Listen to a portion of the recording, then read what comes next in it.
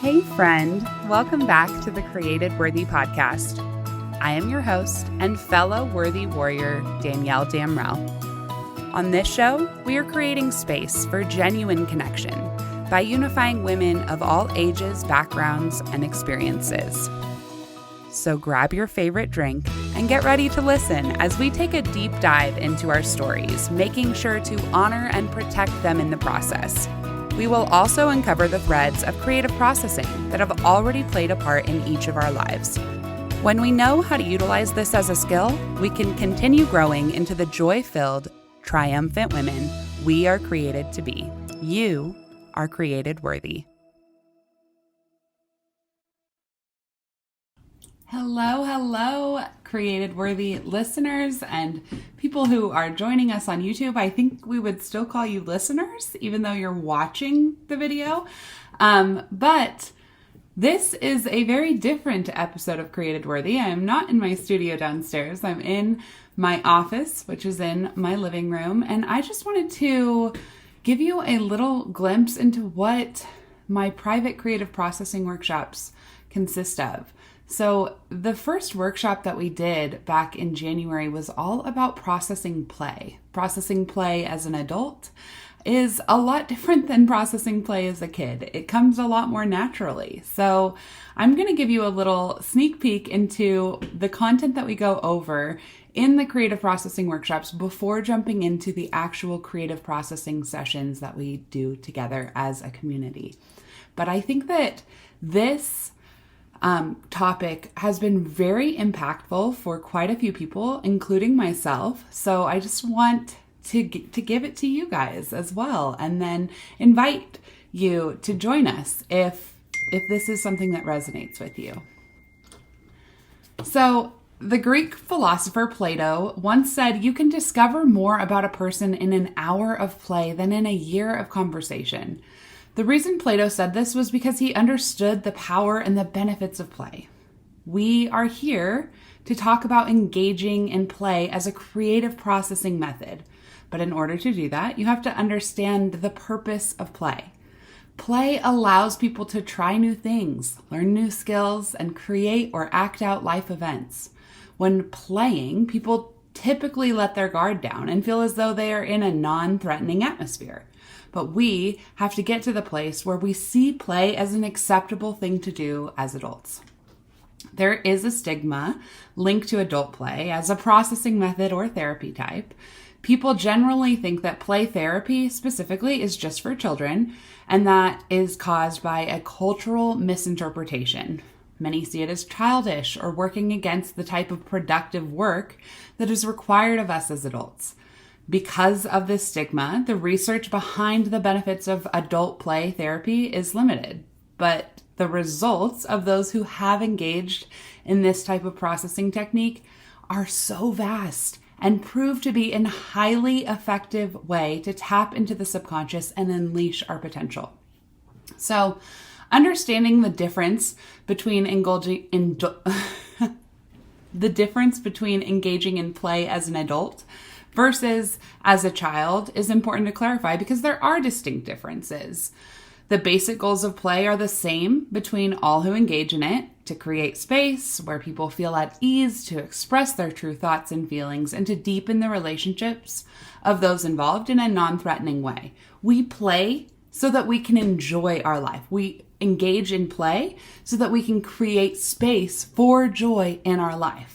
But as adults, we are conditioned to deal with stress on a daily basis, but typically shut down in a sense to find ourselves uncomfortable with expressing our true feelings, and in turn, feel easily judged and lack the desire to be vulnerable. That's what play offers us, is a way to break out of that. Yes, as adults, we do have a responsibility to maintain self-control and uphold expectations like taking care of the house, being a present mom, going to work, spending time with friends, and so forth. But playing offers us a way to continue unfolding and upholding those responsibilities in a way that is more carefree and fun. Like, hopefully, you experienced play in your childhood. I have to be honest, though, and tell you that as I have been working through this topic of play, I specifically started working on it with my therapist, and I realized that there was a lot of pain associated with it. I didn't know that before working on this in therapy, but it definitely came out when I started talking to my therapist about it. It all stemmed from the fact that play for me was not a carefree activity when I was a kid. For me, it was stressful and confusing most of the time. I had a really hard time identifying the ways that play showed up in my childhood because my memories are all very limited and I have almost a complete memory block of my younger years aside from some traumatic experiences. So working through play in my own trauma therapy this month has been a way for me to connect and heal my inner child while also purposefully and protectedly triggering myself in a safe way to uncover the unprocessed issues that I have with it from childhood. My whole goal in trauma therapy is basically to rewire my brain through retraining it to recognize things like play as healthy instead of fear-filled or painful. So this is all based on the concept of neuroplasticity, which is the brain's ability to reorganize itself by forming new neural pathways throughout life and in response to experiences.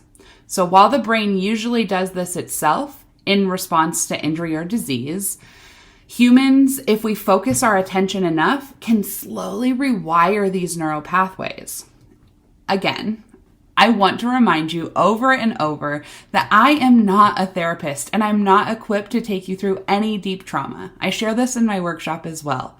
I am not trained to take you through your own deep trauma in any way, shape, or form. But I hope that if you find that play is also triggering for you, that you would consider finding a therapist. And if you need resources or help finding someone, please feel free to reach out to me on Instagram. So the nice part is that by digging into topics like this, you can start to pinpoint those areas that you need to continue working through. I found that going into therapy with certain topics that you know you need to work through makes the whole process a whole lot more effective. So what does it mean to play? Well, contrary to how kids play, which is more imaginative and freestanding, adults typically engage in playful activities that are tied to some type of productivity or purpose. So in the creative processing workshop, Processing Play, which we will do again in July, we do something that kind of combines how children play and adults play. And we engage in prompts that allow us to feel productive and purpose-filled while also just engaging that muscle, that play muscle. We set an intention and then we activate our creative minds to process through how we have in the past and should continue to play in our everyday lives. We know play is something we do for enjoyment and recreation. And as adults, we probably typically think of play as activities such as skiing, hiking, biking, playing a game with family or friends, knitting, drawing, creative writing, hanging out at a party. But if you are mindlessly surfing the web or watching TV to tune out or avoid your tasks, that's not really that enjoyable if you think about it. Am I right? Well, that's because that's not play. But what you may not know is that play is also an attitude. Kristen Milliken, the author of Play ADHD, points out that play can also be an attitude. When you adopt play as an attitude, you can turn an activity into something that is playful, such as playing upbeat music and singing while you wash the dishes. You can set a timer and race to see how many emails you can process through in an allotted amount of time. That might be stressful for some, and if it is, then it's probably not play. But you could cook with a family or friend. You could take a break to work and hang out with your colleagues instead of just constantly working and hustling. You could dress up and go to a costume party. You could laugh while you're driving. You could listen to some comedy radio. You could dance while you're vacuuming. These are all ways to adopt play into our lives, into our everyday tasks. Adopting play as an attitude makes life more fun, which is one of the goals in my creative processing workshop, Processing Play. I want to help you reconnect with the playfulness that's already within you. So let's talk for a minute about the functions of play. Well, play provides many different functions that can allow people to feel safe, explore their thoughts, feelings, or even your issues. Some mental health professionals describe play as the most complete form of self-expression developed by the human organism. Some of the most notable functions include safety, creativity, self-expression, connection to your subconscious, and comfort while talking or experiencing uncomfortable seasons. That's probably why some of us laugh when we're talking about really deep or painful things. It's actually a coping mechanism in which we are subconsciously trying to make the situation feel more comfortable by laughing, which can be considered a form of play. Play often allows people to express their subconscious thoughts and fears, and it's a way in which we can learn to deal with serious issues in a less threatening way. Therapists, still to this day, often use play techniques to treat people facing grief and loss, mood disorders, anxiety disorders, post-traumatic stress disorder, obsessive-compulsive disorder, and ADHD. So now that we know the functions of play, what are the benefits of play? Well, the benefits of play help adults improve executive function, especially for those of us with ADHD. It also helps us to make authentic connections with other people, and it reduces our overwhelm and stress levels. It boosts our creativity, and it does so much more, which we go into, again, in our processing play workshop. So at this point, we would set an intention so that we can take the prompts that I give you and process them for 15 minutes each. As just a little gift to you, I'm going to give you 2 of the prompts from our workshop so that maybe you as a listener can take these, set your intention, your creative processing intention, and process through these. And then let me know how you feel. Send me a message on Instagram, on Facebook or an email, and let's talk about it. I would love to know how bringing more play into your life helps you. So the intention that we set in this specific processing session is the purpose of writing, drawing, painting, knitting, however you're creating. I recommend writing if you haven't done creative processing very much because I believe it's the gateway to your subconscious. So the purpose of writing is to process play. You would write that at the top of your journal or your notebook, wherever you would go to sit down and start writing. So the purpose of writing is to process play. And now we are going to sit down and we're going to think about what play looked like for you as a child. So that's the first prompt I would start with. What did play look like for you as a child? In the workshop, I give you a whole list of ideas, but for you, you could think about Barbies or blocks or playing with other kids in the neighborhood. Be as specific as you can.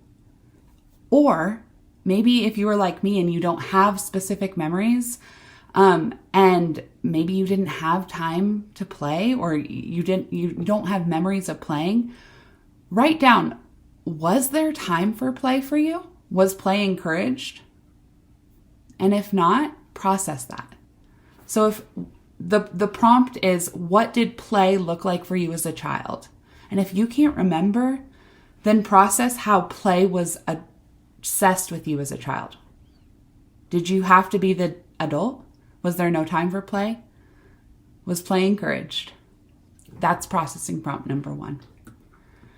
Now, the second one I want to share with you is, how does play show up for you currently? And how can you give yourself permission to play even more? So again, in the workshop, I give a whole list of ideas of how you could possibly play now as an adult. But I would like for you to think of some of the things that we talked about earlier, how play shows up, maybe singing while you're doing the dishes or dancing while you're vacuuming. What are ways that play can show up in your life, or already does? And then how can you give yourself permission to play even more? What kind of impact does that have on you now? Do you take risks more readily because of how you played as a child? How does play show up in how you cope or interact with others? Those are kinds of the sub-questions that go along with the overall main prompt of how does play show up for you currently, and how can you give yourself permission to play even more. Now, if this was helpful for you, I want to invite you to come to my free monthly creative processing workshop. You can get all of the details on any of my social media pages or on my website. At the beginning of every month, I choose a date, and we have a free creative processing workshop. And then we also have private workshops available if this is something that really seems to help you. What I found is that creative processing is especially helpful for those of us with busy minds and who have a hard time figuring out how we can slow down and care for ourselves in the midst of our chaotic lives. So if this is something that you're interested in, please join us on the next creative processing workshop.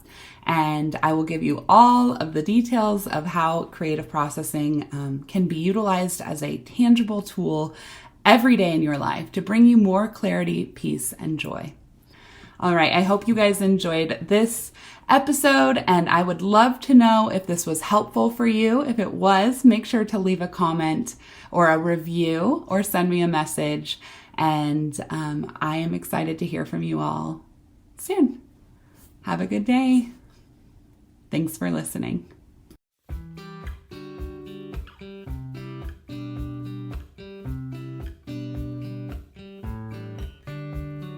Thanks for tuning in to the Created Worthy podcast. If anything in today's show resonated with you, can you do me a huge favor and go leave a 5-star review?